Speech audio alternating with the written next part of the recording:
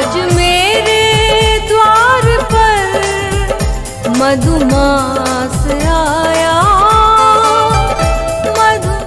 मित्रों को प्रणाम। आज गुरुदेव की एक बहुत ही प्यारी गजल पर हम लोग चर्चा करेंगे। मुर्शिद वाणी के अंतर्गत गुरुदेव की जो गजल संग्रह है दीवाने मुर्शिद, उसकी 5वीं गजल है आज मेरे द्वार पर मधुमास आया। तो गुरुदेव के आज जिस गजल पर, इसी गजल पर जब हम चर्चा करने जा रहे हैं, ये बहुत ही महत्वपूर्ण है। महत्वपूर्ण क्यों है? एक सद्गुरु का आगमन धरती पर और फिर हम सोए हुए लोगों को उसका आमंत्रण, इस पृथ्वी की सबसे अनोखी घटना है। आज के इस गजल में इसी बात की ओर इशारा है। गुरुदेव ने अनेक अनेक ढंगों से उस तरफ इशारा करने का प्रयास किया है। परम गुरु ओशो और सभी संत, सभी महापुरुष किसी सद्गुरु के आगमन की बड़ी महिमा गान करते हैं। क्यों इतनी महिमा है?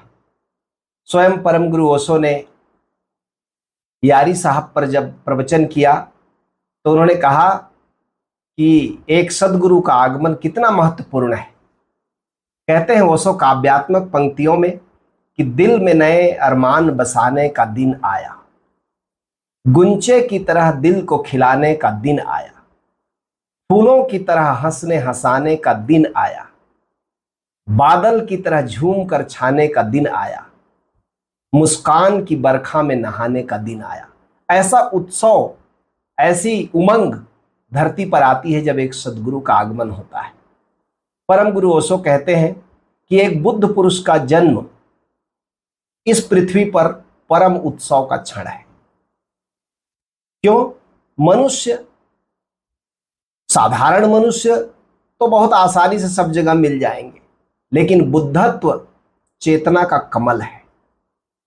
जैसे बसंत में फूल खिल जाते हैं, ओशो कहते हैं ऐसे ही बसंत की घड़ियां भी होती हैं पृथ्वी पर, जब बहुत फूल खिलते हैं, बहुत रंग के फूल खिलते हैं, रंग रंग के फूल खिलते हैं।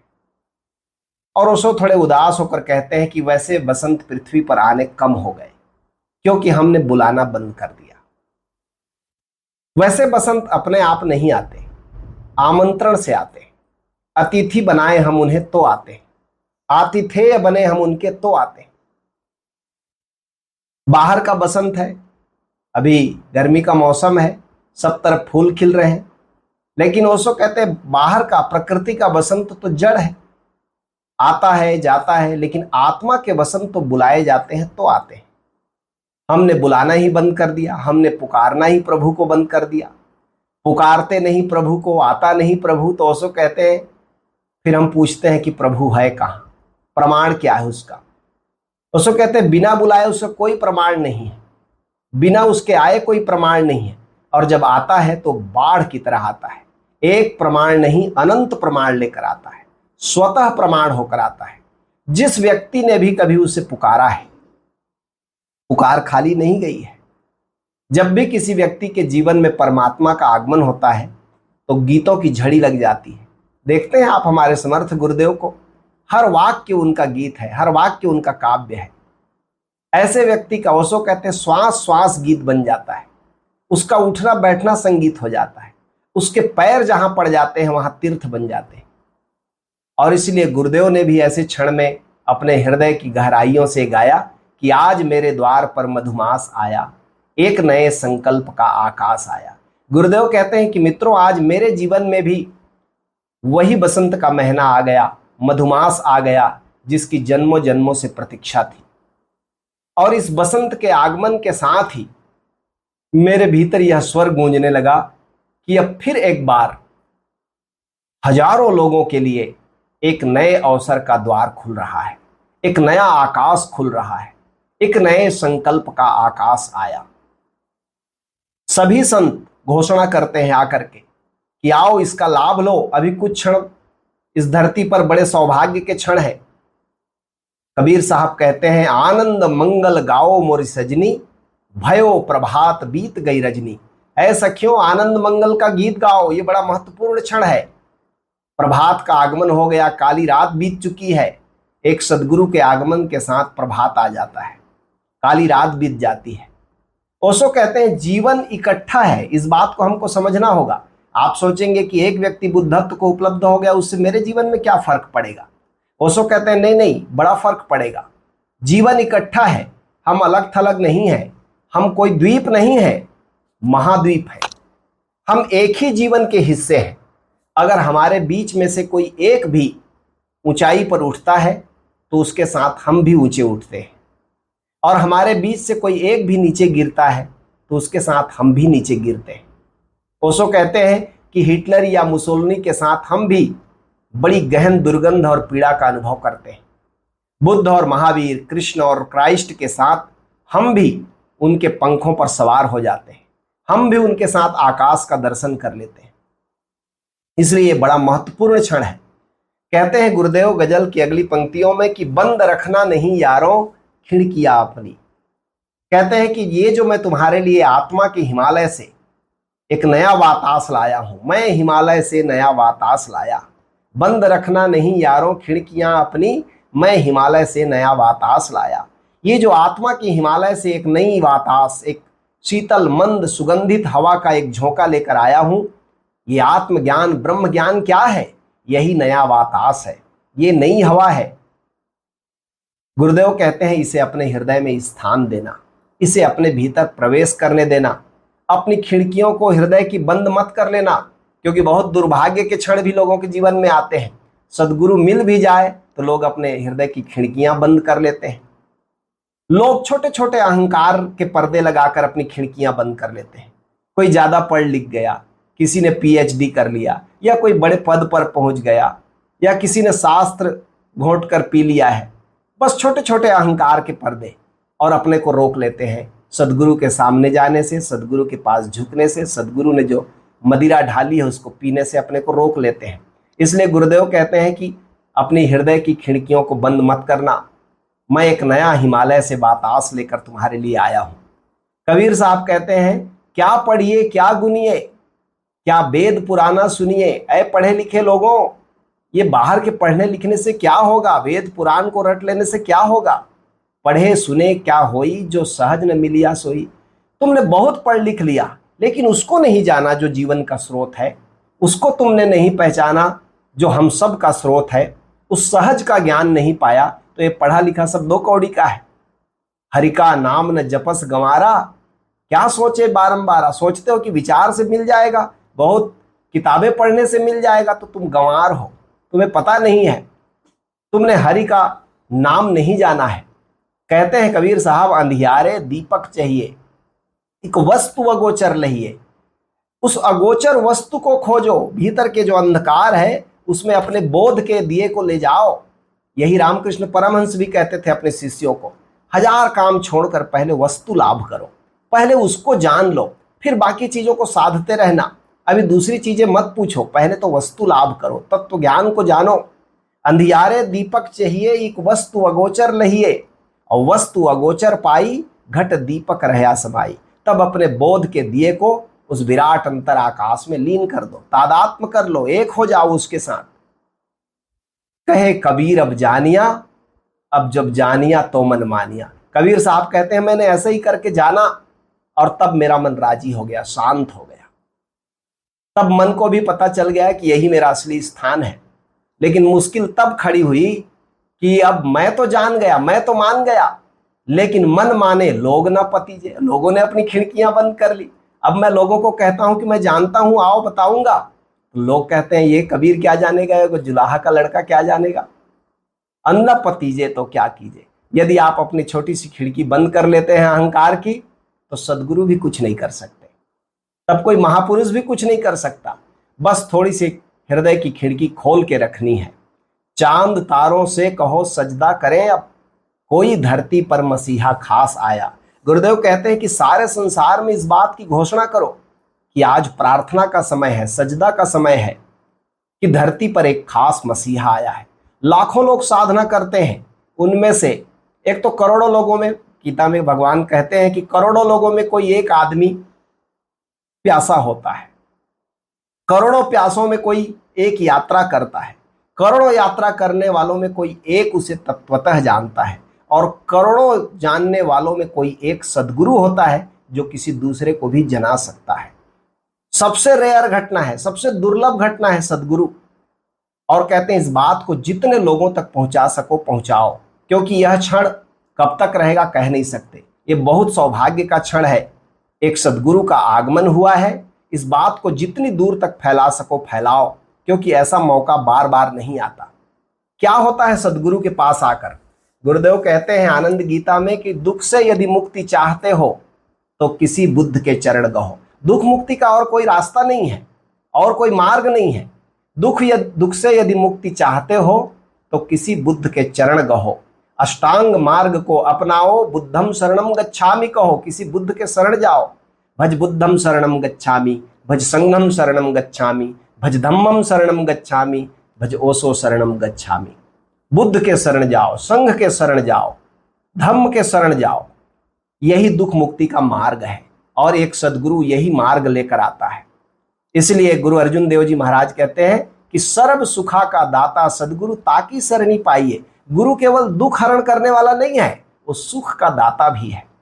सर्व सुखा का दाता सद्गुरु ताकि सरणी पाइए, दर्शन भेटत होत आनंदा, दुख गया हरि गाइए।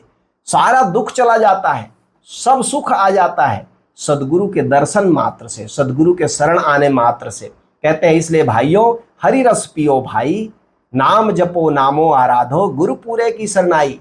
किसी ब्रह्म ज्ञानी पूर्ण गुरु के शरण में जाकर नाम का भेद जानो, उसका आनंद लो, उसमें डूबो।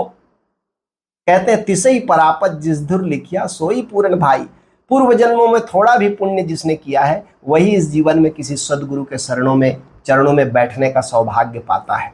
कहते हैं नानक की विनंती प्रभु जी नाम रहा दिलाई। गुरु नानक देव जी कहते हैं गुरु अर्जुन देव जी के शब्दों में कि मैं तो अपने जीवन में इस सौभाग्य को पाया कि मैं उसी नाम में लीन रहता हूं जो मेरे गुरु ने मुझे लखाया, मुझे बताया। गुरुदेव कहते हैं इस गजल में आगे कि कृष्ण राधा है नहीं तो क्या हुआ, सारी दुनिया के लिए मैं रास लाया। पुराने तीर्थंकरों पैगंबरों को पकड़े मत बैठे रहो। गुरुदेव कहते हैं बहुत आग्रह होता है, बड़ा मन होता है, बड़ा मोह होता है। अभी हम लोग देखते हैं बहुत से लोग ओशो ओशो ओशो पकड़े, साक्षात फिर ओशो आए हैं शरीर, नए शरीर में, ये दिखाई नहीं पड़ता।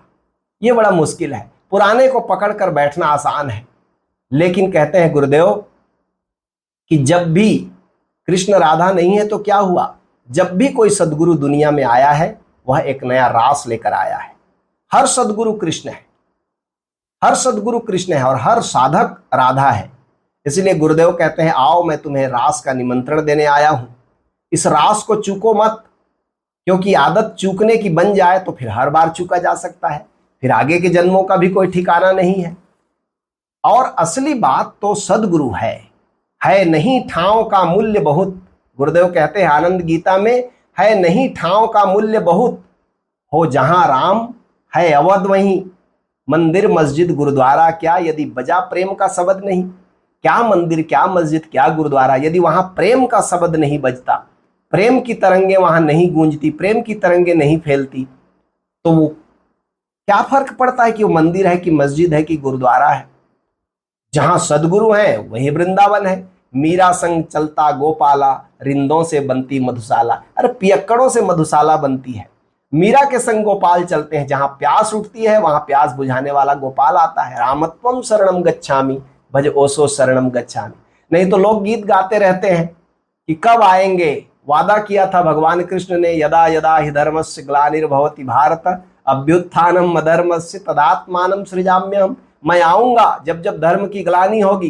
तो लोग गीत गाते हैं कि बड़ी देर भई नंदलाला, तेरी राह तके ब्रिजवाला, ग्वाल बाल इक से पूछे कहाँ है मुरली वाला। मुरली वाला हर बार आया है, लेकिन वैसा ही नहीं आया है, उसी को नकल करने नहीं आया है। आप में देखने का विवेक है, विवेक की आंख है, तो आप फिर पहचान लेंगे कि फिर मुरली वाला आया है।